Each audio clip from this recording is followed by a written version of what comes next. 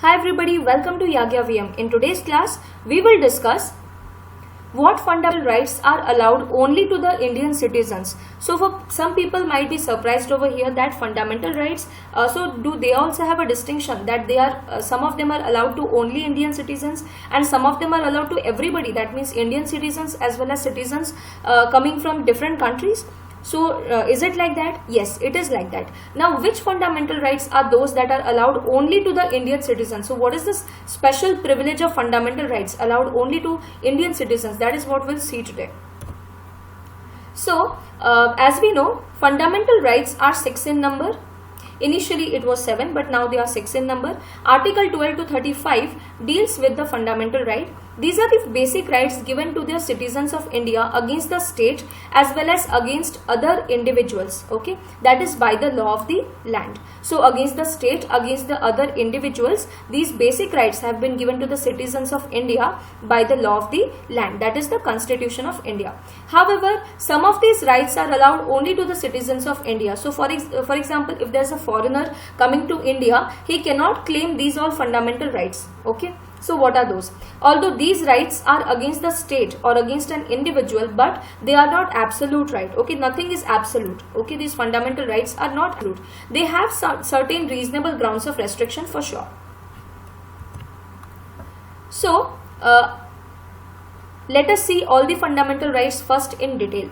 So Article 12 says what is the definition of a state. Here state means what? State doesn't mean a place like Jharkhand or Odisha or Madhya Pradesh or Chhattisgarh or something like that. State is basically a political unity which symbolizes the sovereignty of people residing over there. Okay, state is basically a political or a geographical entity which reflects the sovereignty of the people staying over there. That is the definition of a state. Basically, state actually distinguishes the territory or this political entity or this sovereign entity from the government. Okay, there is something called as government whose task is to administer and to make proper legislations for the country. But the state word, it actually differentiates this sovereign territory from the government. Okay. So the definition of state we could know. Next one, what is Article 13? Article 13 says the definition of what is not law. Okay. So see here we are talking what is not law. Understanding. So what is not law?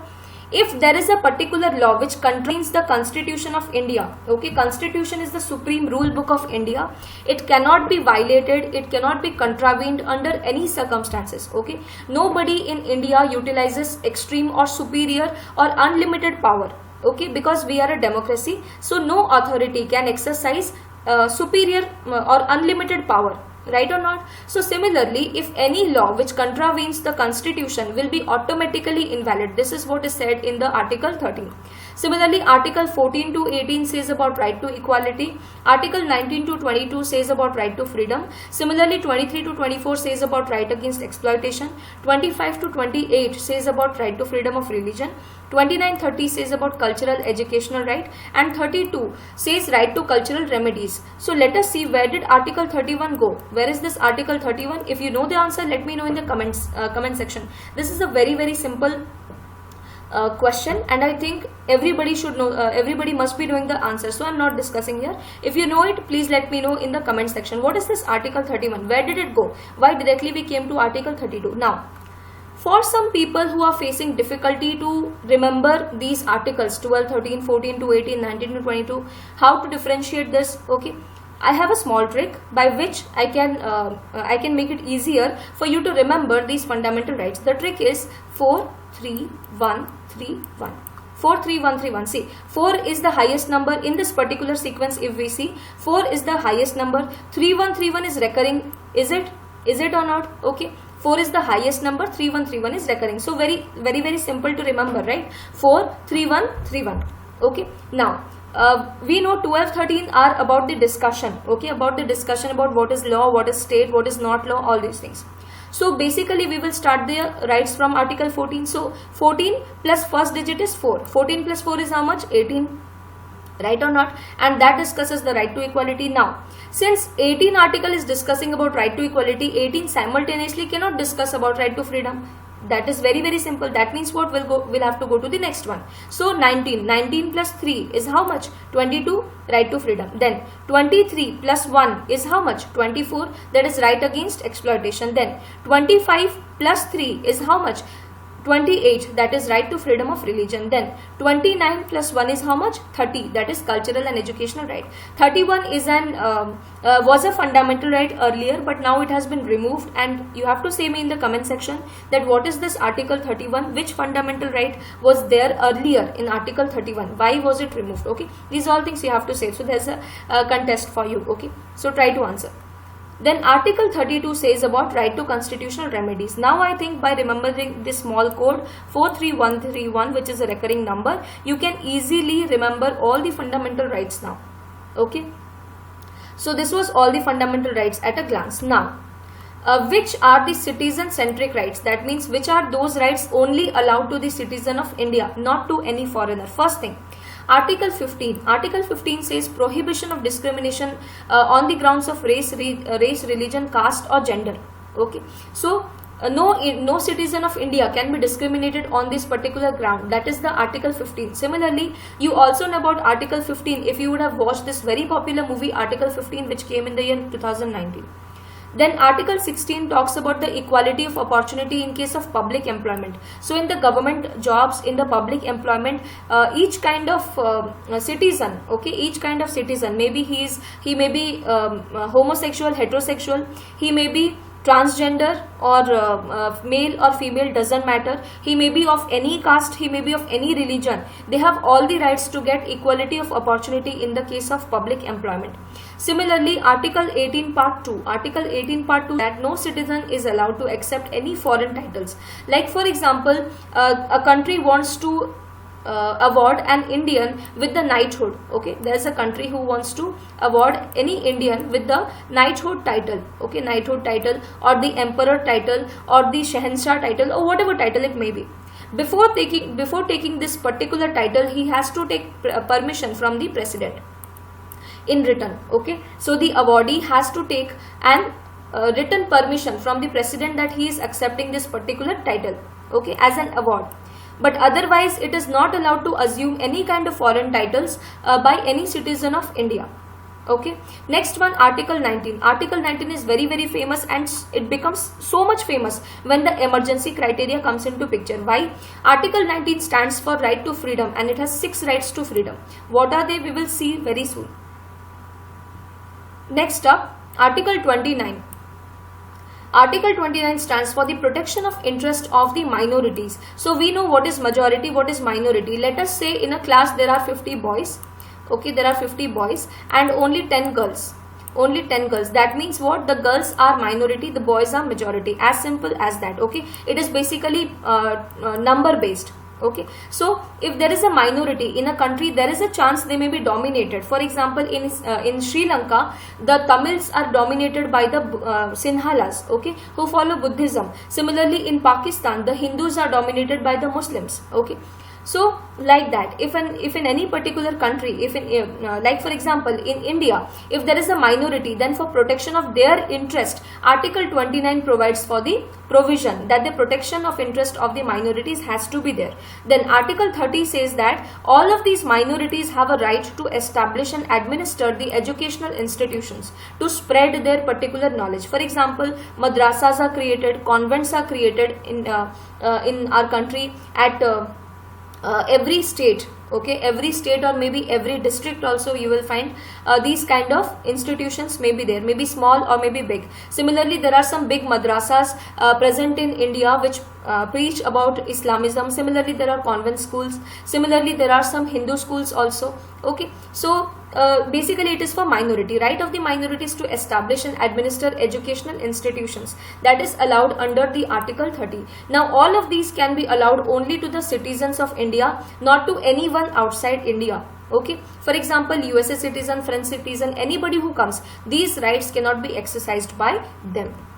Next up, we just discussed Article 19, right to freedom. So what are these freedoms? First of all, right to speech and expression, then assemble peaceably without the arms.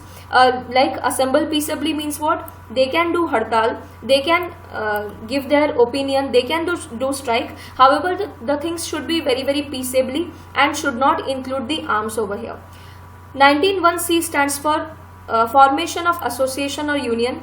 19(1)(d) stands for right to move throughout the territory of India.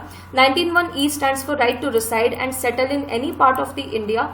Then G stands for practicing any profession to carry occupation, trade or business. For example, even if you are trading in Bitcoin, even that is allowed in India. Understanding, if you are trading in Bitcoin, even that is your practice, that is your profession. Okay, so it will be allowed. Like for example, in the year 2018, if you remember, RBI had given a decision that bitcoins is not allowed. Bitcoins have been debarred from use and they have been declared illegal. Further, in the 2020, the Supreme Court gave a hearing that this particular decision of RBI has been quashed, because even if a person deals with Bitcoin, that is his right to practice his profession. Okay.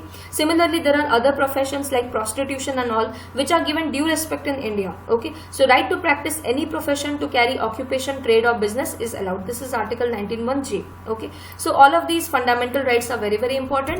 I hope you would have learned a lot from this particular session. If you would have learned, do subscribe to this particular channel. Friends, my name is Yagyasani Patra. I teach on Unacademy Live. This is my referral code YAGYALIVE, YAGYALIVE. If you use my referral code, then you will get another 10% discount on your Unacademy Plus subscription. This is the Telegram link t.me/unacademyopsc. If you join this particular channel, you will get free study materials. Apart from that, you will get video updates about my next videos. For Civil Services 2021, Odisha Foundation course has been launched. So Nirman Foundation course, jaha ki 25th May to start hai jaiche. In that, we are preparing students for Odisha Civil Services 2021.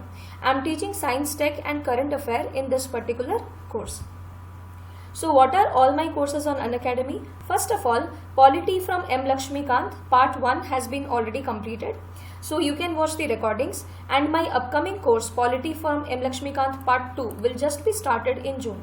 So if you want to learn polity from me, you can join me on Unacademy. Then complete science and technology for OPSC and other government job examinations. Third, current affairs. So weekly current affairs also I am covering on Unacademy platform. This is my referral code YAGYA9, and alternatively you can also use my referral code YAGYALIVE, YAGYALIVE for getting additional 10% discount. So apna a referral code ko bhi use kari paribe, and you can also use this referral code to get an additional 10% discount. These are my courses, so if you want to learn from me, you can join me on Unacademy Plus platform. So basically, what are the upcoming courses on Unacademy? First of all, there is a Garud course. In this Garud course for CPSC mains, that is the police services mains, grammar, that is Odia grammar, reasoning and general awareness are being taught by 3 great educators. Next up, Laksha OHC ASO course, in which for ASO aspirants, this particular course, it is a comprehensive course and it has started. The payment pattern is for 6 months it is 5,600, for 12 months it is 7,000 rupees, for 24 months it is 8,400 rupees. So as we know friends, when we prepare for this government job examination, we do not go for one government examination, we appear for many.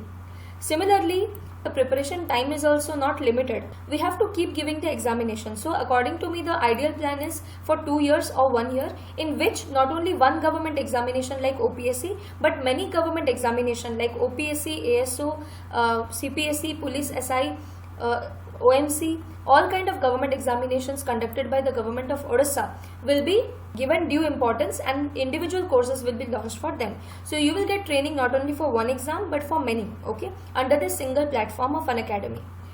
In this fee structure, you will get additional 10% if you use my referral code YAGYA9, YAGYA9, or if you use my referral code YAGYALIVE, YAGYALIVE, okay, to get additional 10% discount. Apart from that, there is no cost EMI option available for 6 months, 12 months and 24 months on your subscription. Finally, optimism is the faith that leads to achievement. Thank you so much for watching. Have a nice day and let's crack it.